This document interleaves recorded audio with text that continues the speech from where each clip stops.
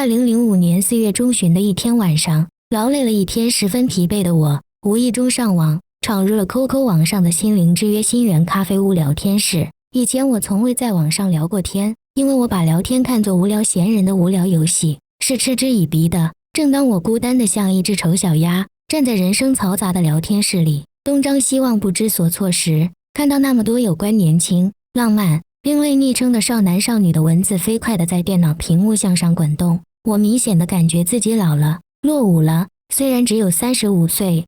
当我想离开时，几个小字出现在我的私聊区：嗨，朋友，聊会儿吗？我一看，是个叫水晶的女人，赶忙回答：好，谢谢你，认识你很高兴。接着我查看了她的资料，30岁，内蒙古自治区赤峰市的，个人说明是相逢是首歌，同行你和我。我就猜想这是个文化素质较高的、比较成熟、浪漫的女人，就有了一种认同感。尽管上面的信息可信度极差，我们只是简单的聊了几句，像你是哪里人，做什么职业等。21点多的时候，她说我要下了，你加我吧。我说好的，再见，祝你晚安。其实那时我根本不懂什么是加她，后来才知道那是加我为好友的行话。我又一次感到自己落后了。好在我的计算机应用基础还行，几分钟后他就在我的好友栏内了。一夜无梦。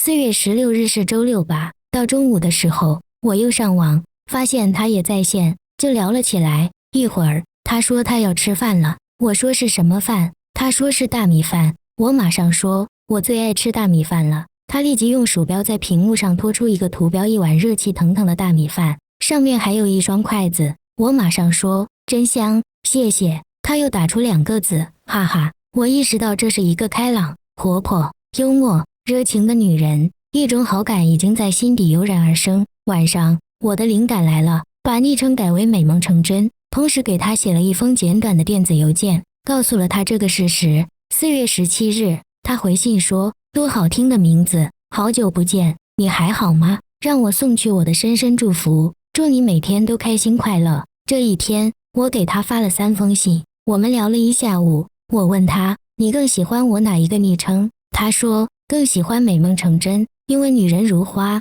花似梦。听到这些，我马上把徐志摩的梦与诗送给了她。她说好喜欢。我们整个下午聊得非常投机，非常投入。她说我们相见恨晚，我也有同感。可惜我后来因为升级程序，把4月17日的聊天记录删除了，让我非常遗憾。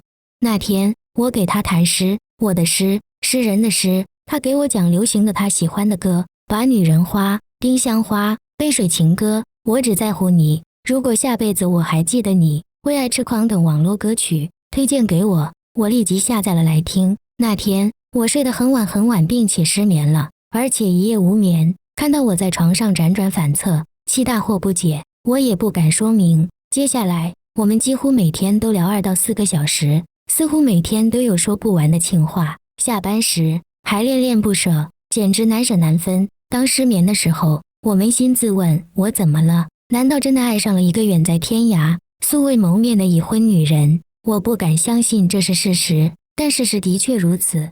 整个4月下旬，我感觉工作间隙和晚上都是短暂的。我不得不承认，我已经陷入一场前所未有的、难舍难分的、难以自拔的红尘网恋。尽管我每天睡得很晚、很少，但第二天却不知疲倦，依旧意气风发。我觉得我的年龄倒退了10年。我穿上最新的衬衣，换上一条颜色鲜艳的领带，头发每天都梳理得整整齐齐，皮鞋擦得锃亮，走路的姿态又恢复到了学生时代的昂首挺胸、大步流星、跨步前进。中午晚上回到家里，总抑制不住内心的喜悦，其莫名其妙。单位的小姑娘也说，张哥这几天怎么了？像换了一个人似的。她说她文化程度不高，但我认为她反应敏锐，聪明伶俐。聊天时，我几乎每天都使用诗一样的语言，温柔的话语，如同山洞的春水，清新自然涓涓而流。我觉得是她激发了我的灵感，我又一次真正尝到爱与被爱的滋味。4月30日，我们单位在省城举办了一次大型推介会，我负责接待政府和金融界的领导，身边的服务员都像春天里的蝴蝶一样惊艳动人，我仿佛置身于万紫千红的百花园中，但我觉得它们只是美丽的符号，在我的眼前一闪而过，并不能在心里留下一丝涟漪。挤出几分钟时间，我给他发了个信息，我像一只黑色的蝴蝶，穿过芳香迷人的百花园，径直向北飞去，因为那里有我梦中的女人花。他几乎同时回了，我愿化作一只美丽的蝴蝶，在春天艳丽的百花园中与你翩然起舞。接下来就是兴奋与疲惫，精神与体力的接力赛。除了上班、吃饭、睡觉，我们几乎都挂在网络上。5月份，我出差到一所大学，在那里，白天是紧张的，夜晚是寂寞的。尽管漂亮的女学生到处都是，我的心里只有她。她问我会不会看花了眼，我用《诗经》里的一首小诗回答：出其东门，有女如云，虽则如云，非我心存。一次，她喝多了，到了晚上非要打电话给我，其实我已经睡了。一听到手机震铃，睡意全无，飞快跑到办公室，一聊就是2个小时，激情与缠绵伴随了我们一夜。那几晚，我也去打乒乓球。当我忘我投入的挥拍砍杀时，他的短信来了：亲爱的，我想你。读完后，球技大降，前后判若两人，节节败退。对手哪里知道，打败我的不是他，而是他。时光飞速而过，转眼我们已经在网上相识、相知、相爱，3月有余了。强烈的好奇心和对爱的渴望驱使我们产生了见面的冲动。我们约定7月份相会在首都北京。天遂人愿，7月份我们单位正好有出差北京的机会，我通过各种关系争取到，他也向单位请了假，当然向老公撒了谎。7月26日的夜晚，北京依然高烧不退，那些白天饱受了太阳厚爱的庞大建筑和马路，晚上都毫无保留地奉献出自己的热情。8点钟，我准时走进我们的接头地点，一家温馨浪漫的咖啡厅。或许外面太热的缘故吧，咖啡厅里早已人满为患，伴着轻柔的音乐，缓步走过曲径通幽的走廊，来到鹊桥仙，这是我专门点的，意味着我们牛郎织女的相会。门虚掩着，我轻轻叩了下门，请进。一声清脆的女声后，门打开了，门里的她看上去大约27、8岁，着一袭白色连衣裙，更衬托出她的清秀挺拔。乌黑的长发如春柳般拂在后背上，白净的瓜子脸上一对美丽而动人的眼睛。这是章子怡还是李嘉欣？关上门，一切都是那么自然，那么水到渠成，没有羞涩，没有矜持。我们紧紧拥抱在一起，久久不能分开。我的心感觉到他的心跳的那么快，我的唇贪婪地品尝着他的唇。马拉松式的长吻终于结束了，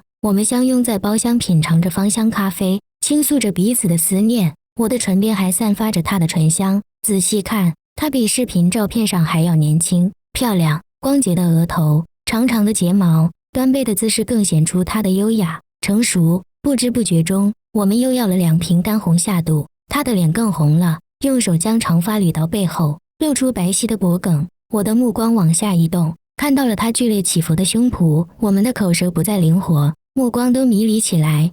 午夜时分，我们相互搀扶着，步履蹒跚地赶回我住宿的酒店，彼此除去身上虚伪的道具，一同进入了洗澡间。我向他展示我运动员的健美，而他更显示了温泉水暖洗凝脂的妩媚的胴体。我抱起他，走上那张人生的舞台床，演绎一场最原始、最激情澎湃的爱情瞬间。春风般酥痒的感觉过后，是夏日里暴风雨似的酣畅淋漓；雨过天晴后，是秋天里愉快的疲惫。扫除飘零的落叶残余，在冬雪的覆盖下深深睡去。剩下的几天，我们游览了北京的几处名胜，夜晚依旧是痴情蜜意，极尽缠绵。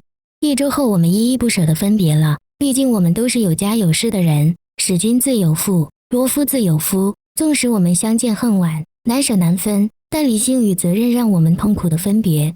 回来后，我天天上网给他留言，但却是泥牛入海，无消息。他怎么了？人间蒸发了吗？亦或我们也是网上流传的见光死实力？2周后，收到她的同事给我发的一个短信，她回来后被丈夫发觉，偷看了聊天记录并查询她的短信记录，将她痛打一顿，砸烂了电脑。我读后半天无语，是我给她造成的吗？我要承担什么责任呢？幸好我妻子并未察觉，但我却有做贼般的感觉。我的第一次出轨，竟然伤害了2个女人。时间过去2年了，我们再没有联系。有几次真想去他所在的那个北方小镇看望他，可我再也没有这个胆量和勇气。